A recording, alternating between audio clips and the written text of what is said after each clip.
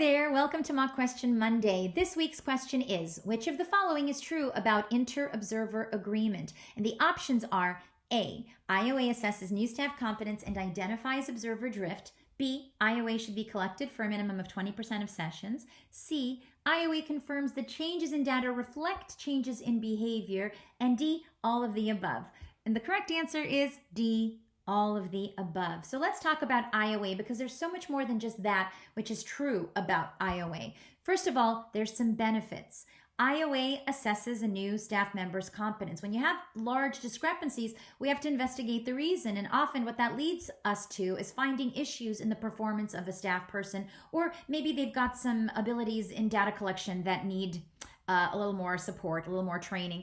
Similarly, IOA identifies observer drift. Now, these are unintentional changes in the understanding of what the operational definition is. So if you've added something to the operational definition or you took something out of the operational definition, inevitably there's going to be discrepancies between observers as evidenced in the IOA, the percentage of agreement. So when IOA meets that minimum 80% criteria, what this does is it increases our confidence that the definition of the target behavior was clear, as well as that both observers are on the same page as far as that is concerned. Similarly, it could decrease our confidence if the agreement is low.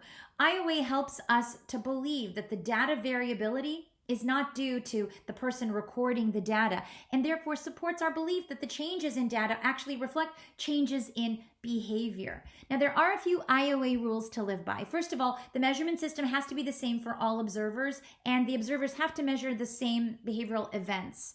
Observers have to also record their data independent of each other. So what that means is you can't engage or collaborate with each other. So the basic old, hey, what'd you get for that last interval? Nope, you cannot do that. IOA has to be reported in percentage.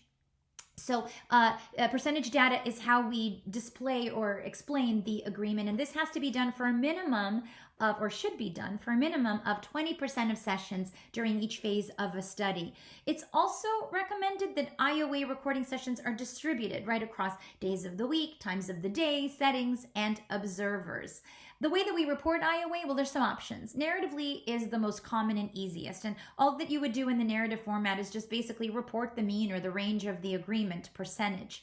But you can also display it on a table or a graph if you want to get a little bit fancier.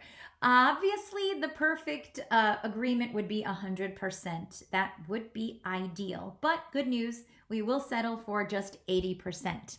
Now, here's the bad news. There are 9 IOA formulas, and you have to memorize all 9 because you never know what's going to be on your actual exam. Anyhow, I hope that helps, and I'll see y'all next time.